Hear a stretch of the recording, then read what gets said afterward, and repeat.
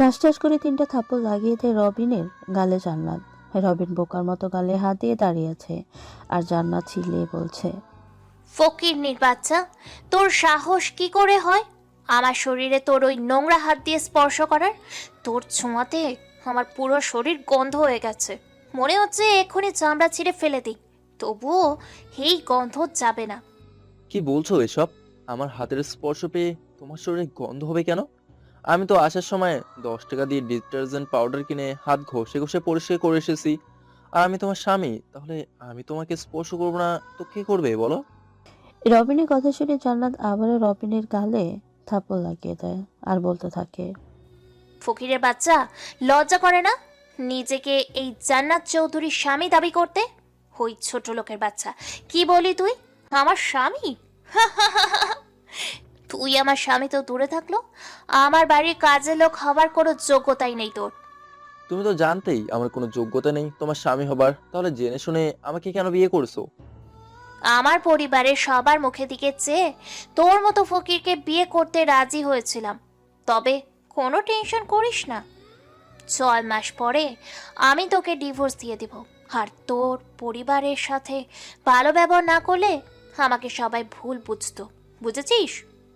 আচ্ছা জান্নাত, এই পৃথিবীতে টাকা পয়সা বাড়ি গাড়ি এগুলোই কি সব? আমাদের মতো গরিব মানুষের কি কোনো ভ্যালু নেই? এই দেহের মাঝে ছোট একটা মন আছে, সেটার কি কোনো মূল্যই নেই? রবিনের কথা শেষ হতে দেরি কিন্তু জান্নাতের নরম কোমল হাত রবিনের গালে পড়তে একটুও দেরি করেনি, কেননা রবিন নিজের বউকে নাম ধরে ডেকেছে। তোর সাহস কি করে হয় সামান্য একটা কাজের লোক হয়ে এই জান্নাত চৌধুরীকে নাম ধরে ডাকার? শোন, আজকে থেকে আমাকে মেম সাহেব বলে ডাকবি, না হলে কি করব সেটা ভাবতেই পারছিস না। জান্নাতের কথা শুনে রবিন আর কিছু না বলে ভাবতে থাকে। না, এই মেয়ের সাথে বেশি কথা বলে কোনো লাভ নেই, বরং ধীরে ধীরে একে বশে আনতে হবে। সে পর্যন্ত যত অত্যাচার করতে পারে করুক, আমি চোখ বুজে সহ্য করে যাব। কি করব, বউটা তো আমারই। ওই, তুই ওই সোফায় গিয়ে ঘুমা। বাইরে গেলে আম্মু আব্বু বকা দিবে বলেই রুমে জায়গা দিলাম। তবে মনের ভুলেও এই বিছানার ধারের কাছেও আসিস না, তাহলে আমি তোর পা কেটে নিব। আচ্ছা ম্যাম সাহেব, ঠিক আছে। টিকে থাকলে সুযোগ অনেক আসবে, তখন না হয় বিছানায় যাবো। এই রবিন কথাটা বলে একটা চাদর নিয়ে সোফায় শুয়ে পড়ে, আর জান্নাতে সবকিছু চেঞ্জ করে শুয়ে পড়ে। আপনারা তো অবশ্যই ভাবতেছেন রবিনের বউকে মারলো কেন, তাই না? সেটার কিন্তু কিছু অংশ একটু হলেও বুঝতে পেরেছেন কেন মেরেছে। আসলে জান্নাত হলো বড়লোক বাবার একমাত্র মেয়ে, সাথে কোনো ভাই বোন নেই। বাবা দেশের নাম করা একজন বিজনেসম্যান, সাথে গ্রামের মাঝে প্রভাবশালীদের মাঝেও একজন। জান্নাতের মাও কম না, সে একজন ডাক্তার। আর ওইদিকে রবিন হলো গ্রামের একজন চাষার ছেলে। পরিবারে বাবা মা আর একটা বোন আছে, বোনের বিয়ে হয়ে গেছে। ওদের সংসারটা টানাটানির মধ্য দিয়ে চলে সবসময়। এবার চলেন জান্নাত আর রবিনের মাঝে এমন সম্পর্ক কি করে তৈরি হলো সেটা শুনে আসি। চারিদিকে পাখিরা কিচিরমিচির করে রাখছে। ভাঙা শোলার বেড়ার ফাঁক দিয়ে সূর্যের আলো রবিনের কপালে এসে পড়েছে। তবুও ঘুম থেকে ওঠার নামগন্ধ নেই রবিনের, তাই ওর মা ডাকার জন্য আসে। এই রবিন, রবিন, কখন উঠবি? বেলা তো অনেক হয়েছে। মা আর একটু ঘুমাই না, আমি তো একটু আগেই ঘুমিয়েছি, আর তুমি এখনই ডাকতেছো? ওই হারামজাদা, তুই মাত্র ঘুমিয়েছিস? হ্যাঁ, আরে আমার আব্বা চান ঘড়ির দিকে তাকিয়ে দেখ, বেলা 9টা বাজে। আর তোর না আজকে জমিদার বাবুর সাথে তার নাতনিকে আনতে যাওয়ার কথা, তাহলে সেখানে কখন যাবি? মায়ের কথা শুনে রবিনের মনে পড়ে, আছে না জমিদার প্রতাপ চৌধুরীর সাথে তার নাতনি ও ছেলের বউকে স্টেশন থেকে আনাতে যাওয়ার কথা। মা, তুমি এই কথাটা আমাকে আরো আগে কেন মনে করে দিলে না? কালকে দাদু বলেছিল আমাকে সকাল 8টার সময় যেতে, এখন বাজে 9টা। আল্লাহ জানে আজকে কপালে কি আছে। এত টেনশনের কি আছে? উঠে খেয়ে নে, আবার ঘুমা। আমি সেই কখন থেকে ডাকছি, ওর ওঠার কোনো নামগন্ধই নেই। আর এখন বলছে সব দোষ নাকি আমার। মা, এখন আর কথা না বলে যে আমার জন্য খাবার রেডি করো, আমি রেডি হয়ে আসতেছি। আয় তাড়াতাড়ি। আজকে তো সকালে ভাত রাঁধি নাই, তাই কালকের রাতে যে ভাত ছিল ওই ভাতগুলাই রসুনের পাতা, কাঁচামরিচ আর রসুন দিয়ে মাখিয়েছি। আচ্ছা মা, তুমি যাও, আমি আসতেছি। রবিনের কথা শুনে রবিনের মা সেখান থেকে চলে যায় আর রবিন উঠে টিউবওয়েল থেকে গোসল করে রেডি হয়ে খেতে আসে। রবিন ঘরের মেঝেতে পাটি বিছিয়ে বসে খেতে বসে। মনের আনন্দে খুব তৃপ্তি সহকারে খাবার খাচ্ছে রবিন, কেননা এমন করে ভাত মাখিয়ে খাওয়াটাই মজাদার অন্যরকম, যেটা হয়তো আমাদের মতো গরিবরাই খুব ভালো বলতে পারবে। আচ্ছা মা, সকাল সকাল আব্বা আবার কোথায় গেছে? রাতে তো আমি বাড়িতে আসতে দেরি করছি, তাই তার সাথে দেখাও হয়নি। তোর বাবা বলল জমিতে নাকি অনেক আগাছা হয়েছে, সেই আগে দমন করতে হবে, না হলে ধান ভালো হবে না। এমনিতেই আমাদের সব জমি বর্গা, ভালো পরিচর্যা না করলে কি হবে বল? মা তুমি মন খারাপ করিও না, আমরা গরিব মানুষ, একটু কষ্ট তো করতে হবে। তবে মা তুমি দেখিও, একদিন তোমার এই ছেলে অনেক নাম ডাক অর্জন করবে, সেদিন তোমাদের আর অমন কষ্ট করতে হবে না। সে আশা কি করে বুকে রাখি বল? এত করে বললাম আমাদের কষ্ট হয়। হোক, তুই লেখাপড়া কর, কিন্তু করলি না। মাঝে মাঝে কোথায় যাস তারও কোনো ঠিকানা পাই না। এখন আল্লাহই জানে তোর কপালে কি আছে। আচ্ছা, তুই খেয়ে সব ঢেকে রেখে যাস, আমি পাশের বাড়ি গেলাম। আচ্ছা মা, ঠিক আছে। আর আমার কি আজকেও আসতে দেরি হবে? রবিনের কথা শুনে রবিনের মা আর কোনো কথা না বলে চলে যায়। আর এদিকে রবিনও খাবার খেয়ে জমিদার বাড়ির উদ্দেশ্যে বের হয়। কিছু সময় পরে রবিন জমিদার বাড়িতে পৌঁছে যায়, কিন্তু একই রবিনের হাত পা কাঁপছে কেন? তাই তো, আসলে রবিন গেটে ঢুকেই দেখে প্রতাপ চৌধুরী গেটের দিকে তাকিয়ে আছে, ইয়া বড় বড় চোখ বানিয়ে। তাহলে পা কাঁপবে না কেন? আসসালামু আলাইকুম দাদু, কেমন আছো? ওয়ালাইকুম আসসালাম। ওই হারামজাদা, তোকে আমি কখন আসতে বলেছিলাম সেটা আগে বল, আর কখন আসলি সেটা দেখ। সরি দাদু, আমার লেট হয়ে গেছে, আর সেটা তোমার জন্য। বাহানা করবি ঠিক আছে, কিন্তু সেটা একটু ভাবনা চিন্তা করে কর। ওই হাদারাম, আমার জন্য তোর কি করে দেরি হলো আসতে শুনি? তোমার জন্যই তো দেরি হলো। আমি ঘুম থেকে উঠতেই নিছি, আর অমনি তুমি আমার স্বপ্নে এসে আমাকে বলছো। থাক, আর তোকে নাটক তৈরি করতে হবে না। তুই যে কি মাল সেটা আমি খুব ভালো করে জানি। এখন তাড়াতাড়ি গাড়ি বের কর, চল। জানি না ওরা এসেছে না এখনো আসেনি। জমিদার সাহেব পুকুরের কথাটা বলেই ভেতরে চলে যায়, আর রবিন কিছু না বলে সোজা গাড়ির কাছে গাড়ি মুছে বের করে আনে। আসলে প্রতাপ সাহেব রবিনকে খুব ভালোবাসে, তাই তো রবিন তার কাছেই পড়ে থাকে আর ড্রাইভার হয়ে। কিছু সময় পরে রবিন প্রতাপ সাহেবকে নিয়ে স্টেশনের দিকে রওনা দেয়। অনেকটা সময় পরে ওরা এসে পৌঁছে যায়। গাড়ি থেকে নেমে ওরা কাউকে খুঁজে পায় না। দাদু তুমি তো বলছিলা যে তোমার ছেলের বউ এখানে পরীর মতো নাতনি, সে সকাল 8টার আগেই আসবে, এখন 9টা পার হয়ে 10টা বাজতে চললো, কই তাদের তো কোনো খবর দেখছি না এখানে। এত দূরের রাস্তায় একটু ঝামেলা তো হতেই পারে। ওই তো আমার ছেলে, তার বউ এসেছে। রবিনের সাথে কথা বলতে বলতে সামনের দিকে দেখি রবিনকে বলে উপরে কথাটা। প্রতাপ সাহেবের ছেলে ও ছেলের বউ এসে জমিদার সাহেবের পা ধরে সালাম করে। আব্বা, তুমি কেমন আছো? আলহামদুলিল্লাহ, আমি অনেক ভালো আছি বৌমা। তুমি কেমন আছো? আলহামদুলিল্লাহ, আমি অনেক ভালো আছি বাবা।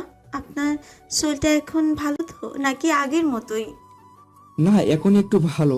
আর এই ছেঁড়া থাকতে আমি ভালো না থেকে কোনো উপায় আছে? ও সব সময় আমার খেয়াল রাখে।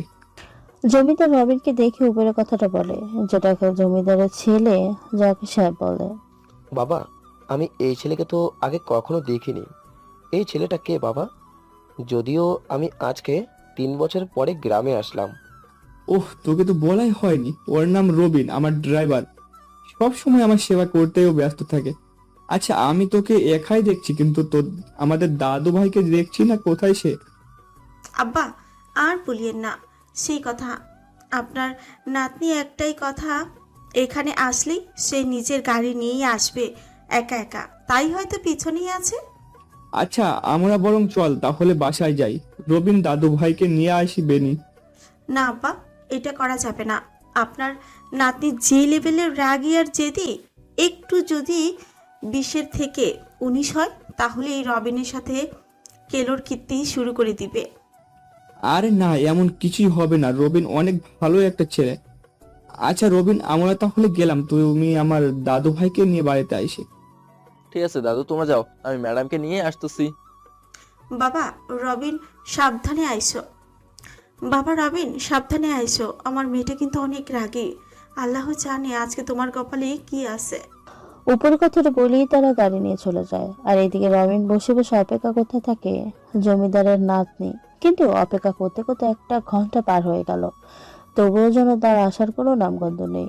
তাই রবিন একটু বোরিং হয়ে পাশের টং দোকান থেকে পকেটের কোণে পড়ে থাকা 5 টাকার একটা কয়েন দিয়ে 1 কাপ রং চা নিয়ে মাত্র মুখে দিছে, অমনি চোখের সামনে ভেসে ওঠা এক সুন্দরী রমণী মাত্র গাড়ি থেকে নেমেছে। কিন্তু মেয়েটাকে দেখে রবিন বুঝতে পারছে না এটা আসলে ছেলে নাকি মেয়ে, তাই মোহনকে জিজ্ঞেস করে। আচ্ছা, এটা ছেলে নাকি মেয়ে? সব দিক দিয়ে তো মেয়েই মনে হচ্ছে, কিন্তু পোশাকের দিক থেকে তো ছেলে। আজকালকার মেয়েদের যে কি একটা অভ্যাস হয়েছে, তারা শার্ট প্যান্ট পরবে। আমি বলি কি, ক্যারে তোদের এত সুন্দর সুন্দর ড্রেস থাকতে আমাদের এই প্যান্ট শার্ট পরে সমাজের মানুষের কাছে অভদ্র হওয়ার কি দরকার? যাক, এইসব বলে আমার লাভ কি? আমি যার জন্য বসে আছি তার জন্যই বসে থাকি, কখন যে আসবে কে জানে। রবিনের ধ্যান ভাঙে সেই পরি টুকু ছেলেটা ডাক শুনে। ওই, তুই আমাদিকে এভাবে হাঁ করে তাকিয়ে আছিস কেন? হ্যাঁ, জীবনে কখনো মেয়ে দেখিসনি নাকি? আমার জীবনে চলা পরে মেয়ে পড়ি তো অনেক দেখেছি, কিন্তু এভাবে কখনো ছেলে পড়ি দেখার সৌভাগ্য হয়নি। তা ভাই, আমি আপনার দিকে তাকিয়ে আছি, সেটা কি করে দেখলেন? রবিনের কথা শুনে জান্নাতের শরীর যেন রাগে কচমচ করতে থাকে। ঠাস করে রবিনের গালে একটা থাপ্পড় বসিয়ে দিয়ে বলে, ওই ক্ষেতের বাচ্চা, তোর চোখে কোন দিক থেকে আমাকে ছেলে মনে হচ্ছে? হ্যাঁ, আমি যে একটা মেয়ে সেটা তোর চোখ সায় দিচ্ছে না? যেমন বেড়াগো পোশাক পরছেন দেখে বোঝাই যাচ্ছেন আপনি আসলে ভাই নাকি বোন। তোর দেখছি আমার হাতে স্পেশাল টোস্ট না খেলেই হবে না। যাকা, তোর মতো ফকিরের সাথে কথা বলে আমার সময় নষ্ট করার কোনো মানেই হয় না। এখন তুই এইটা বল, এখানে একটা গ্রামের ক্ষেতকে দেখেছিস? তোর মতোই হবে আর কি, যাকে আমার দাদু এখানে রেখে গেছে আমাকে বাসায় নিয়ে যাবার জন্য। জান্নাতের কথা শুনে রবিন বুঝতে পারে এই ঝালমরিচ তাহলে জমিদারের নাতনি। ও, তাহলে আপনি হলেন দাদুর নাতনি। আপনার দাদু আমাকে এখানেই রেখে গেছে আপনাকে সাথে নিয়ে যেতে। ঠিক আছে, এখন বল তো আমি দাদু বাড়ি কোন রাস্তা দিয়ে যাব? প্রথমে এদিকে যাবেন, তারপর একটু মোড় নিয়ে এদিক, পরে আবার সোজা, তারপর আরেকটু মোড় নিয়ে সোজা, পরে আবার ডানে কেটে সোজা গিয়ে বাম পাশের রাজমহলটাই আপনার দাদুর বাড়ি। ঠিক আছে, তুই আমাকে ঠিকানা বলে দিলি নাকি মানচিত্র এঁকে দেখালি সেটা কিছুই বুঝলাম না, হনুমান একটা। জান্নাত কথাটা শেষ করে গাড়ি নিয়ে বসে। আর সেটা দেখে যেই না রবিন গাড়ির দরজা খুলে ভিতরে বসার জন্য 1 পা রাখছে, অমনি ওই ফকিরের বাচ্চা, তোর সাহস কি করে হয় আমার এত দামি গাড়িতে পা রাখার? জীবনে এমন গাড়ি চোখে দেখেছিস? তুই ভাবলি কি করে তোর মতো মানুষকে আমার মতো দামি গাড়ি নিয়ে পুরো গাড়িটাই নোংরা করব? চল হান্ট এখান থেকে। আচ্ছা, গাড়িতে উঠবে তোকে যে আমার মূর্খ দাদু কি করে কাজে রেখেছে আল্লাহ ভালো জানে। শাকচুন্নি, আমি যেই গাড়ি চোখে দেখি সেই গাড়ি তোর বাপ দাদাও কোনোদিন দেখেনি, মানে অটো ভ্যান গাড়ি। ম্যাডাম, আমি তাহলে বাসে যাব কি করে? তুই বাসায় হেলিকপ্টারে করে আসবি নাকি প্লেনে আসবি সেটা তোর ব্যাপার, বুঝলি? জান্নাত কথাটা বলি গাড়ি নিয়ে চলে যায়। আর এদিকে রবিন সেখানেই দাঁড়িয়ে ভাবতে থাকে। শাকচুন্নি জমিদারের নাতনি তো আমাকে রেখেই গেল, এখন আমি কিভাবে এতটা পথ যাব? এখান থেকে জমিদার বাড়ি কম করে হলো 40 কিলোমিটার দূর। পকেটেও একটা টাকা নেই, 5 টাকা ছিল, সেটা তো 4 দাম দিতেই শেষ। আল্লাহ ভরসা, হাঁটতে থাকি জোরে জোরে পা চালিয়ে। আজকে পৌঁছাতে না পারলে কালকে তো পৌঁছাতে পারবো নাকি বলেন আপনারা? রবিন জোরে জোরে হাঁটা শুরু করে। প্রচন্ড রোদের মাঝে দিয়ে হেঁটে যাবার কারণে রবিনের শরীর থেকে ঘাম ঝরছে। কেননা রবিন শর্টকাট ভাবে রাস্তা দিয়ে না গিয়ে গ্রামের ভেতরে দিয়ে ক্ষেতের আইলে যাচ্ছে। পাকা 2 ঘন্টা বিরতির ভাবে হাঁটার পর রবিন অর্ধেকের বেশি রাস্তা আসে। এদিকে জান্নাত রবিনের ঠিকানা অনুযায়ী গাড়ি নিয়ে আসতে থাকে। বাড়ির কাছে এসে একই রাস্তা দুই দিকে যাওয়া দেখে জান্নাত বুঝতে পারে না আসলে ওর দাদু বাড়ি কোন দিকে।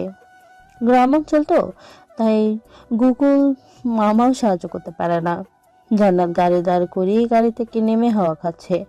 সবাই জান্নাতকে দেখছে আর ফিসফিস করে কি সব বলছে।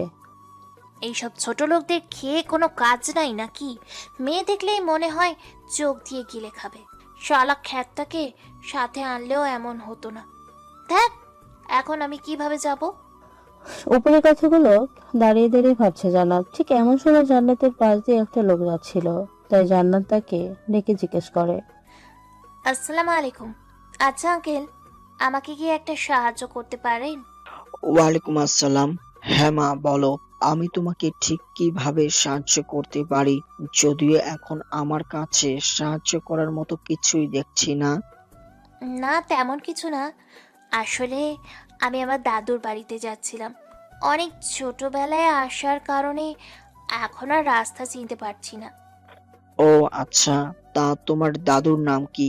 আর সে কি এই গ্রামে থাকে নাকি? হ্যাঁ, আমার দাদুর বাড়ি এখানেই।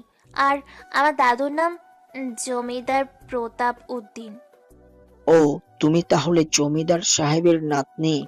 দেখো কি সৌভাগ্য আমার, তোমার মতো এত সুন্দরী আর বড়লোক মেয়ের সাথে কথা বলছি।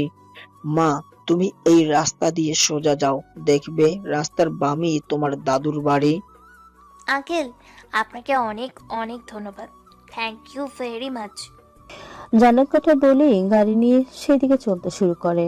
আর এইদিকে রবিনের বাবা জান্নাতের বলা শ্বেত কথাটা নিয়ে ভাবতে থাকে।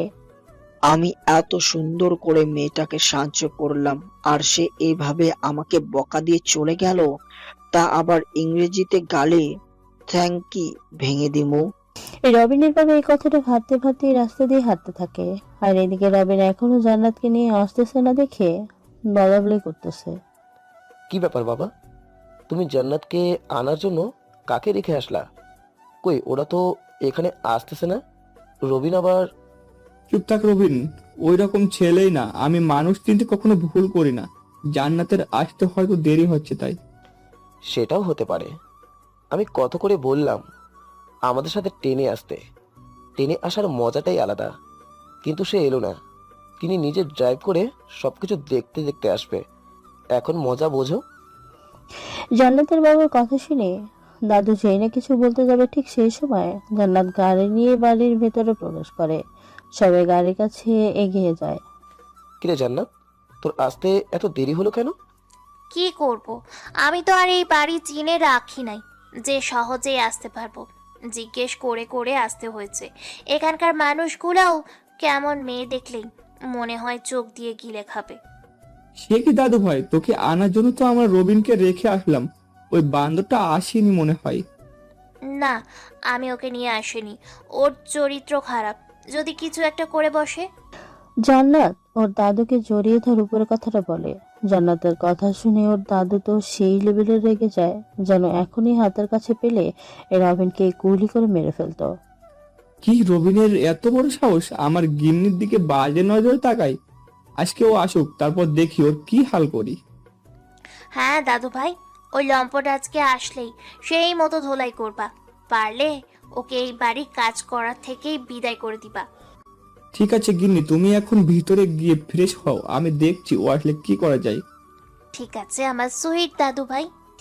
জান্নাত খুশি হয়ে ওর দাদু গলায় একটা চুমু দিয়ে ভেতরে চলে যায়। আর এইদিকে রবিন হাঁটতে হাঁটতে অনেক কষ্টের পরে ওদের গ্রামের প্রস্থান করে। এই রবিনকে এত দূরে হাঁপাতে হাঁপাতে হেঁটে যেতে দেখে রাস্তার পাশের মুদির দোকানদার শহীদুল বলে। কি গো রবিন মিয়া, এভাবে হেঁটে কেন যাচ্ছ? হাঁপাতে হাঁপাতে তো মনে হচ্ছে তোর দম বের হয়ে যাবে। ভাই আর বলিয়েন না, একটা ঝামেলায় ফেসে গেছি। উদ্ধার না হওয়া পর্যন্ত কোনো রক্ষা নাই। ঠিক আছে, এখানে বসে তাহলে দুধ চা দিয়ে একটা রুটি খেয়ে একটু জিরিয়ে যা, তাহলে একটু হলেও তৃপ্তি পাবে। না ভাই, এখন আমার পকেটে একটুও সময় নাই, তাই থাকো, রাতে দেখা হবে। এই রবিন কথাটা বলে আবারও হাঁটতে শুরু করে। এদিকে দাদু বাড়ির সামনে দাঁড়িয়ে পায়চারি করছে আর দরজার দিকে তাকিয়ে দেখছে রবিন কখন আসে। রবিন গেটের আড়ালে লুকিয়ে দেখে ওর দাদু রেগে বোমা হয়ে আছে, তাই ভাবে। এই রে, বুইরা দাদু যে লেভেলে রেগে আছে দেখছি, মনে হচ্ছে আজকে তো আমার খবর করেই ছাড়বে। আল্লাহ জানে ওই শাকচুন্নি কি বোঝাইছে বুইড়ারে। কাছে গিয়ে দেখি কি হয়, আল্লাহই ভরসা। রবিন ধীরে ধীরে গেট পার হয়ে ভিতরে প্রবেশ করে। রবিনকে দেখে বুইড়া এমন ভাব নেয় যেন রবিনের কাছে আসলেই তুলে আছাড় দিবে। এদিকে দূর থেকে দাঁড়িয়ে দাঁড়িয়ে দেখছে আর হাসছে জান্নাত। দাদু ভাই, তোমার আসতে এত দেরি কেন হলো শুনি? দাদু আসলে হয়েছে কি? চুপ, একটা কথা বলবি না? তোর সাহস কি করে হলো আমার গিন্নির দিকে বাজে নজরে তাকানোর? আর তাকে একা পাঠিয়ে দিতে যদি রাস্তায় আমার গিন্নির কোনো ক্ষতি হতো? ঢাকা থেকে এসেছে, কোনো ক্ষতি হয়নি, আর এখন নাকি ক্ষতি হবে। আর এই মেয়ে যে লেভেলের ঝাড় যে খাবে সেই তো জলে পড়ে মরবে। কার এত শখ এর সাথে ঝামেলা করার? আসলে দাদু হয়েছে কি, ম্যাডাম বললো তা নাকি আমাদের শহরের রসমালাই খেতে খুব পছন্দ, আর সেটা আজকেই এনে দিতে হবে। তাই আমি তাকে পাঠিয়ে দিয়ে এই যে দেখো রসমালাই নিয়ে আসছি। এই রসমালাইয়ের বাটিটা দেখে বলে আসলে ওর কাছে কোনো টাকাই ছিল না, তাই এই বুদ্ধিটা খাটিয়ে পরিচিত দোকান থেকে বাকিতে এনেছে। এখন বুঝতে তো পাচ্ছেন মামারা, এই রবিনের এমন কথা শুনে জান্নাত দূর থেকে অবাক হয়ে ভাবে, আল্লাহ, এই ছেলে কত মিথ্যে কথা বলে। আমি ওকে দেখতেই পারি না, আর আমি নাকি ওর কাছে রসমালাই খেতে চাইছি। তুই আমার পছন্দের জিনিস এনেছিস বলে কিছু কইলাম না। আচ্ছা তুই এখন জাগা, বিকালে আসিস। আর এইটা দে, আমি আর দাদু ভাই মিলে খামুনি। ঠিক আছে দাদু, আমি তাহলে গেলাম। আর হ্যাঁ, এই বাড়িতে নাগিন আছে, সাবধানে থেকো। এই রবিন জান্নাতের দিকে তাকিয়ে উপরে কথাটা বলে। এই রবিনের মুখে নাগিন কথাটা শুনে জান্নাত চোখ বড় বড় করে এর আগে ফুসফুস করতে থাকে। দাদু পৌঁছেছে তাই আর কিছু বলল না। এই রবিন চলে যাওয়ার পরে জান্নাত ওর দাদুর কাছে এসে বলে, আচ্ছা দাদু, তুমি না কইলা ওকে তুমি শাস্তি দিবা, আবার চাকরি থেকে তাড়িয়ে দিবা, কিন্তু সেটা তো কিছুই করলে না। শোন গিন্নি, রবিন ছেলেটা না অনেক ভালো, ও অনেক গরিব ঘরের ছেলে। ওর ইনকামের টাকা দিয়ে ওদের সংসারের হাড়িতে চাল ওঠে। তাহলে কি দরকার ওদের পেটে লাথি মারা, যেখানে ওর কোনো দোষ নেই? দাদু, তার মানে তুমি বলতে চাইছো সব দোষ আমার? আমি ইচ্ছে করে ওর সাথে এমন করেছি? জান্নাতের কথা শুনে ওর দাদু কিছু বলার আগে জান্নাতের মা ভেতর থেকে বাইরে আস্তে আস্তে বলে, হ্যাঁ, সব দোষ তোর। কারণ আমরা ভালো করেই জানি তুই কেমন। ওই ছেলেকে দেখে কোনোভাবেই মনে হয়নি তোর সাথে এমন ব্যবহার করেছে। থাকো তোমরা, আমার থেকে ওই কাজের লোকের কথা তোমাদের কাছে বেশি গুরুত্ব পেল? আমিও দেখবো এভাবে কিভাবে চলে। জান্নাত কথাটা বলে সেখান থেকে রাগে গজগজ করতে করতে চলে যায়।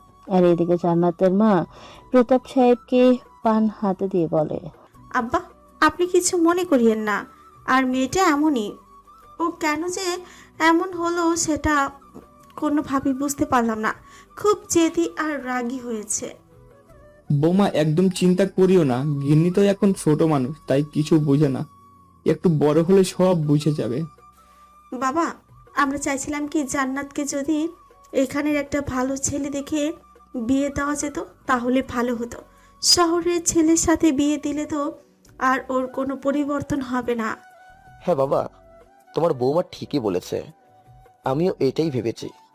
তার জন্যই তোমার কাছে এসেছি মত জানতে। তোমরা যে সিদ্ধান্ত নিয়েছো সেটা কিন্তু একেবারে খারাপ ও না। তবে এখানে আমার গিন্নির মতো ছেলে কোথায় পাওয়া যাবে?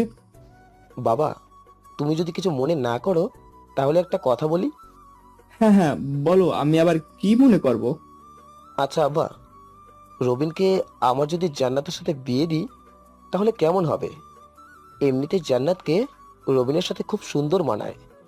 আর তোমার মতে রবিন ছেলে হিসেবে খুব ভালো। সেটা তো ভালোই, এমন কি ওর মতো ভালো ছেলে এই জেলার মাঝেও খুঁজে পাবি না। জান্নাতের সাথে ভালোই মানাবে। বাবা, শুধু মানলে তো আর হবে না। রবিনের পরিবার আর রবিনকেও রাজি হতে হবে আমার এই জেদি অহংকারী মেয়েকে বিয়ে করতে। এমনিতেই জান্নাতের সাথে ওর বিয়ে হলে রবিনের জীবনটা তেজপাতা, সেটার কোনো সন্দেহ নেই। না বৌমা, এভাবে বলিও না। ওদের বিয়ে হলে দেখবে জান্নাত ধীরে ধীরে ঠিক হয়ে যাবে আর খুব সুখী হবে। বাবা, তাহলে তুমি রবিনের পরিবারকে বলে দেখো তারা কি বলে। আচ্ছা, আমরা তাহলে কয়েকদিন পরে এই বিষয়টা নিয়ে কই যেহেতু গিন্নি আমার আজকে এখানে আসলো। হুম, সেটাও ভালো হবে মনে হচ্ছে। এভাবে ওদের মাঝে আরো অনেক কথা হয়। এদিকে রবিন হাঁটতে হাঁটতে শহীদুলের দোকানে গিয়ে বসে। ভাই, এক কাপ কড়া করে চিনি দিয়ে স্পেশাল চা দাও তো। মাথাটা কেমন ঝিমঝিম করতেছে, সারাদিন অনেক দখল গেছে। তা রবিন, তোকে সে সময় তো হাঁপাতে দেখলাম কেন? কোনো সমস্যা হয়েছিল নাকি? কি আর বলবো ভাই, দুঃখের কথা। আজকে জমিদারের নাতনি আইছে, সেই আমাকে শহর থেকে হেঁটে আনছে। কি, শেষ পর্যন্ত জমিদারের নাতনি তোকে এভাবে নাকে দড়ি দিয়ে ঘুরালো? হ্যাঁ, এসো না ভাই, ওইটা মেয়ে না, পুরাই একটা আগুনের গোলা, সাথে বিন্দি মরিচ। রবিন কথা বলতে বলতে চা শেষ করে খাতায় লিখে বাড়িতে চলে আসে। বাড়িতে এসে ওর মা বারান্দায় মাথায় হাত দিয়ে বসে আছে, আর পাশেই কি সব আবোল তাবোল বলছে ওর বাবা। মা, কি হয়েছে তোমাদের? বাবা এমন করতেছে কেন? রবিন, তোর বাবার মাথা পুরাই গেছে। রাস্তার কোন মেয়ে নাকি তোর বাবাকে গালি দিয়ে চলে গেছে, সেই তখন থেকে এমন করেই যাচ্ছে। কি বলছো? আচ্ছা, বাবার কি হয়েছে বলো তো? আমি তো তোমাদের কিছুই বুঝতেছি না। দেখছস বাবা, এই জন্য বলে কারো উপকার করতে হয় না। আমার থেকে একটা শহরের মেয়ে সাহায্য চাইলো, আমি সাহায্য করলাম। হ্যাঁ, সাহায্য করলে তারপর কি হলো বলো? সেই মেয়েটি আমাকে এতগুলো ইংরেজিতে গালি দিয়ে চলে গেল। সে আমাকে বলে কিনা থ্যাংক ইউ ভেঙে দিমু। রবিন ওর বাবার কথা শুনে যেন হাসতে হাসতে শেষ। রবিনকে এমন করে হাসতে দেখে ওর বাবা ওর মাকে বলে। দেখছো রবিনের মা, তুমি বলো আমি পাগল হয়ে গেছি, এখন দেখো তোমার ছেলেও পাগল হয়ে গেছে। কথাটা শুনেই কেমন হাসতেছে। আরে বাবা, আমাকে আগে প্রাণ ভরে হাসতে দাও। কতদিন হলো এমন খুশি মনে হাসি না। হ্যাঁ হাসে, বেশি করে। আমার কষ্টে বুকটা ফেটে যাচ্ছে আর তুই হাসে। উপকার করেও গালি শুনতে হয়, এ আমি কোন দেশে বাস করি। আরে বাবা, মেয়েটা তোমাকে ইংরেজিতে গালি দেয়নি, বরং তোমাকে ধন্যবাদ দিয়েছে। মানে সে তোমাকে বলেছে থ্যাংক ইউ ভেরি মাচ, এর মানে হলো আপনাকে অনেক ধন্যবাদ। হ্যাঁ, মেয়েটা আমাকে এত সুন্দর করে ধন্যবাদ দিল, আর আমি সেটা গালি ভেবে এমন আবাল তাবাল বকে যাচ্ছি।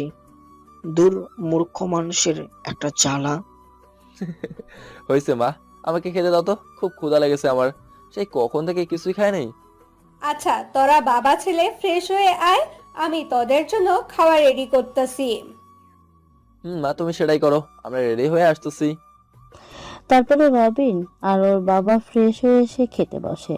খাবার সময় রবিন ওর বাবাকে জিজ্ঞেস করে। আচ্ছা বাবা, মা বললো খেতে নাকি অনেক আগাছা জন্মেছে, তাহলে সেইগুলা তো পরিষ্কার করে সার দিতে হবে। খুব আগাছা হয়েছে, সার তো দিতেই হবে, কিন্তু এখন কি করে কামলা নিয়ে কাজ করব? হাতে তো কোনো টাকাই নেই। তোরও তো বেতন দিবে, দেরি আছে। বাবা, তুমি কোনো চিন্তা করিও না, আমি দাদুকে বলে একটা ব্যবস্থা করে ফেলবনি। রবিন খাবার খেয়ে চলে যায়। বিকেলে জমিদার বাড়িতে ঢুকেই দেখে সবাই বাগানে বসে আড্ডা দিচ্ছে, আর একপাশে দাঁড়িয়ে পুকুরের মাছ দেখছে জান্নাত। আসসালামু আলাইকুম, সবাই কেমন আছেন? ওয়ালাইকুম আসসালাম, আমরা সবাই অনেক ভালো আছি। তা বাবা, রবিন, তোর বাবা মায়ের কি অবস্থা? তারা অনেক ভালো আছে। আর মাঝে মাঝে একটু মন খারাপ করে আপু দুলাভাইকে দেখার জন্য। কিন্তু দাদু, তুমি বলো, তার চট্টগ্রাম থেকে কিভাবে এখানে কিছুদিন পর পর এসে ঘুরে যেতে পারবে? দাদু ভাই, মা বাবার মন এমনই হয় রে। আচ্ছা, একটা কথা শোন, তোর বাড়িতে বলে রাখিস আমরা কালকে সকালে তোর বাড়িতে যাব। দাদুর কথা শুনে রবিন যেন আসমান থেকে পড়ল, তাই অবাক হয়ে জিজ্ঞেস করে। দাদু, তোমরা হঠাৎ আমাদের মতো গরিবের বাড়িতে যাবে, মানে তো কিছুই বুঝলাম না। তোর এত বুঝতে হবে না, আমরা যা বোঝা তোর বাবা মায়ের সাথে বুঝবো। বুঝেছি, এখন যা চর। রবিন ঝাড়ি খেয়ে গুটি গুটি পায়ে জান্নাতকে দেখে গুনে গুনে 2 গজ দূরে দাঁড়ালো, যেন থাপড় দিলেই হাত রবিনের গালটা স্পর্শ না করে। ম্যাডাম, এখানে দাঁড়িয়ে কে দেখছেন এমন করে? তোর মাথা আর মুন্ডু দেখছি, বুঝেছিস? আচ্ছা ম্যাডাম, আপনার বাবা মা কত সুন্দর মনের মানুষ, তাহলে আপনি এমন নিমপাতার মতো মানুষ কেন? দেখ রবিনের বাচ্চা, আমার মেজাজ খারাপ করিস না, তাহলে তোকে কিন্তু এই নিম পাতার জুস খাওয়াই ছাড়ুম। না বাবা, এই মেয়ের সাথে না লাগাই ভালো, কখন কি পড়ে বসবে কে জানে। রবিন কথাটা বলি সেখান থেকে অন্য কোথাও গিয়ে বসে থাকে। রাতে রবিন ওর বাবা মাকে জমিদারের কথাটা বলবে সেটা একদম মনে থাকে না, তাই বলতেও পারে না। পরের দিন সকালে রবিন একটা কাজে বাইরে যায়। এমন সময় প্রতাপউদ্দিন ও তার ছেলের বউ রবিনদের বাড়িতে চলে আসে। রবিনের বাবা বাড়িতে আছো নাকি? এই রবিনের বাবা ভাত খেতেছিল দেখে কিছু বলতে পারে না, কিন্তু রবিনের মা রান্নাঘর থাকায় বাইরে জমিদারের কথা শুনে কাছে আসে। আসসালামু আলাইকুম সাহেব, আজকে হঠাৎ আমাদের মতন গরিবের বাড়িতে আপনারা কি মনে করে? ওয়ালাইকুম আসসালাম। তোমাদের বাড়িতে আসতে পারি না বুঝি? না সেটা না, রবিনের বাবা বাইরে এসে দেখো আজকে আমাদের বাড়িতে কে এসেছে। রবিনের মা, বাইরে কে এসেছে? দেখে যাও আজকে আমাদের বাড়িতে কে এসেছে, তাড়াতাড়ি আসো। রবিনের মা ওদের বসতে দেয় আর রবিনের বাবা চলে আসে। তাদের দেখে অনেক খুশি হয় আর কথা বলে। পরে রবিনের বাবা রবিনের মাকে দূরে ডেকে বলে, রবিনের মা, তুমি এনাদের জন্য ভাত রাঁধো, আমি বরং দোকান থেকে কিছু একটা নিয়ে আসি। আচ্ছা তাড়াতাড়ি এসো কিন্তু, এদের মতন বড় মানুষ আমাদের মতন গরিবের ঘরে পা রেখেছে, এটাই অনেক। সেটা ঠিক বলেছো। কথাটা বলেই রবিনের বাবা বাইরে যেতে নিলে প্রতাপ সাহেব রবিনের বাবাকে হাত খেয়ে বলে, কোনো রবিনের বাবা, আমাদের জন্য তোমাদের এত কষ্ট করে কিছুই করতে হবে না। আমরা একটা দরকার এসেছি, সেটা নিয়ে কথা বলবো। সাহেব, একটু থাকেন, আমি যাব আর এই আসবো, বেশি সময় লাগবে না। আপনারা না খেয়ে গেছেন শুনলে রবিন অনেক রাগ করবে। আরে রবিনের বাবা, তুমি থামো তো, কিছুই করতে হবে না। তা ওই বান্দর এখন কোথায়? ওকে তো দেখছি না। বড় সাহেব, রবিন সকালে সকালে কোথায় যেন গেল, জিজ্ঞাসা করাতে শুধু কইলো শহরে নাকি কি একটা কাজ আছে। ওহো, আচ্ছা, সে যাই হোক, তোমরা দুজনে এখানে এসো, বসো। তোমাদের সাথে একটা কথা বলার জন্য আমরা এসেছি। আমি বুঝতে পারছি না, হঠাৎ আমাদের মতো মানুষের সাথে আপনাদের কি এমন কথার দরকার হলো? আমার ফাজিল ছেলে আবার কিছু করেনি তো? ঠিকই বলেছেন, আপনার ছেলেই সেটা, তার জন্যই এটা বলতে এসেছি। কি বলেন ছোট সাহেব? আমার ছেলে? ওকে ক্ষমা করে দেন না, ছোট মানুষ না বুঝে ভুল করেছে। আরে এমন কিছুই না, আপনারা শুধু শুধু চিন্তা করতেছেন। আমরা এসেছি অন্য একটা ব্যাপারে কথা বলতে। বাবা, তুমি বলো তো কথাটা। হ্যাঁ শোনো রবিনের বাবা, আমি সেই ছোট্ট থেকে রবিনকে চিনি, বরং ও আমার সাথে থাকে। তাই আমি একটা সিদ্ধান্ত নিচ্ছি, রবিনকে আমার নাচ জামাই করবো, যদি তোমরা রাজি থাকো। দেখে সাহেব, আপনি আমাদের থেকেও রবিনকে বেশি চেনেন। আপনি যেটা করবেন সেটা মনে হয় ভালোই হবে। তবে আমার মতো গরিবের সাথে আপনাদের এমন সম্পর্ক কি মানায় বলেন? দেখো, আমি এই সব বুঝি না, তোমরা রাজি থাকলে আমি বিয়ের কাজ সেরে ফেলতে চাই। জমিদার সাহেবের কথা শুনে রবিনের বাবা রবিনের মায়ের সাথে কথা বলে ঠিক করে ছেলের সুন্দর ভবিষ্যতের কথা চিন্তা করা তাদের উচিত। আর ছেলের ভবিষ্যৎ ভালো করার জন্য এমন ভালো সুযোগ আর আসবে না। বড় সাহেব, আমরা তো রাজি, কিন্তু আমার ছেলে কি এই ব্যাপারে রাজি হবে? অবশ্যই হবে। আচ্ছা, আজকে তাহলে আমরা আসি, তোমরা কালকে সকাল সকাল আমার বাড়িতে আসো, সেখানে বাকি কথা হবে। আচ্ছা ঠিক আছে, কিন্তু আপনারা মিষ্টিটা আগে মুখে দেন, শুভ কাজে মিষ্টি মুখ করা ভালো। তারপর ওনাদের আনায় মিষ্টি রবিনের মা প্লেটে করে নিয়ে আসে আর তারা একটা করে মিষ্টি চামচ দিয়ে খেয়ে বিদায় নিয়ে চলে আসে। তারপর রবিন শহর থেকে ফিরে আসলে রবিনের বাবা বলে, রবিন, তোকে না জানিয়ে আমরা একটা সিদ্ধান্ত নিয়ে ফেলেছি। আমরা জানি তুই আমাদের সেই কথা জীবন দিয়ে হলেও রাখবি। এখন তোমরা সেই কথাটা না বললে আমি বুঝবো কি করে তোমরা আমাকে না বলে কি সিদ্ধান্ত নিয়েছো? আমরা তোকে না বলে তোর বিয়ে ঠিক করেছি, আর কালকে সকালে আমাদের সাথে তোকে সেই বাড়িতে যেতে হবে। এই রবিনের বাবার কথা শুনে রবিন যেন অনেকটাই অবাক হয়ে যায়। আর অবাক হয়েই রবিনের বাবাকে জিজ্ঞেস করে, কি বলছো তোমরা? আমার বিয়ে ঠিক করেছো, তাও আবার আমি কোনোভাবেই সেটা জানতে পারলাম না। বাবা দেখো, আমরা তাদের কথা দিয়েছি, তাই তুই অমত করিস না। তাদের কাছে তো আমাদের একটা সম্মান আছে, সেটা নষ্ট হয়ে যাবে। আচ্ছা ঠিক আছে, আমি তোমাদের কথা রাজি, কিন্তু এটা বলো তোমরা আমাকে সাথে আপু দুলাভাইকে না জানিয়ে কোথায় বিয়ে ঠিক করলে? আজকে সকালে জমিদার সাহেব সাথে তার ছেলে আর ছেলের বউ এসেছিল। তোর বিয়ের সম্বন্ধে নিয়ে তার নাতনির সাথে। আর আমি আর তোর মা ভেবে চিন্তা করে দেখলাম তোর জীবনে সুখ পেতে হলে এই সুযোগটাই ভালো। কি বলছো? ওই মেয়ের সাথে আমার বিয়ে? তোমরা ওই মেয়েকে দেখেছো? এক নাম্বারের রাগী আর জেদি। তোমাদের জীবন তামা তামা করে ফেলবে। দেখ, বেশি কথা বলবি না। ওই মেয়ে কেমন সেটা আমি ভালো করেই জানি। আমি রাস্তায় দেখেছি সেদিন, পুরাই যেন আগুন সুন্দরী, একদম আসমানের পরী। আমাদের সৌভাগ্য মনের করা দরকার অমন একটা মেয়েকে তোর বউ হিসাবে পেতে যাচ্ছি বলে। বাবা, তোমরা ওই মেয়ের বাইরেই শুধু দেখলে, ভেতরটা দেখলে না।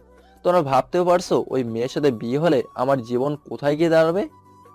রবিন, আর একটা কথা কবি না। আমি যে সিদ্ধান্ত নিয়েছি সেটাই হবে। এটা কোনো নড়াচড়া হবে না। রবিনের বাবা কথাটা বলেই রবিনের মাকে সাথে নিয়ে সেখান থেকে চলে যায়। আর রবিন বেচারা মাথায় হাত দিয়ে চিন্তা করতে থাকে, কেননা রবিন এখন বাবা মায়ের জন্য জান্নাতের কাছে বলি হতে যাচ্ছে।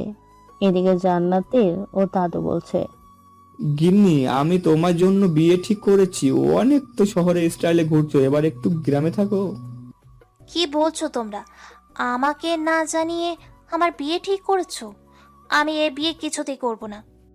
দেখো জান্নাত, রবিন ছেলেটা অনেক ভালো, তোমাকে অনেক সুখে রাখবে। হোয়াট দাদু, তুমি কি পাগল হয়ে গেছো নাকি? ওর মতো একটা গ্রামের মূর্খ ছেলের সাথে আমার মতো শিক্ষিত মেয়ের বিয়ে? এটা তোমরা কিভাবে ভাবলে, হ্যাঁ?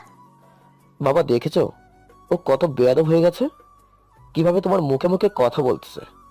জান্নাতের মা, একটা লাঠি আনো তো। আহ জাকির, থামো তো, আমি তো দেখতাছি নাকি। দাদু ভাই দেখো, আমরা যেটা করতেছি তোমার ভালোর জন্য করতেছি, তুমি রাজি হয়ে যাও।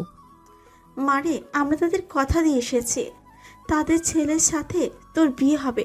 এখন তুই যদি এই বিয়েটা না করিস তাহলে সম্মানহানির ভয়ে আমাদের মরা ছাড়া কোনো গতি থাকবে না।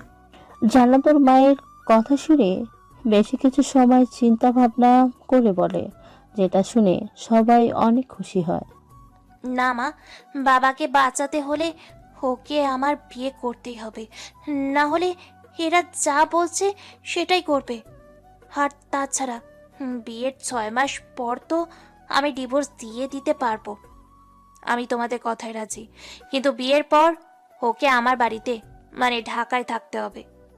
আলহামদুলিল্লাহ, সেটা কোনো ব্যাপার না।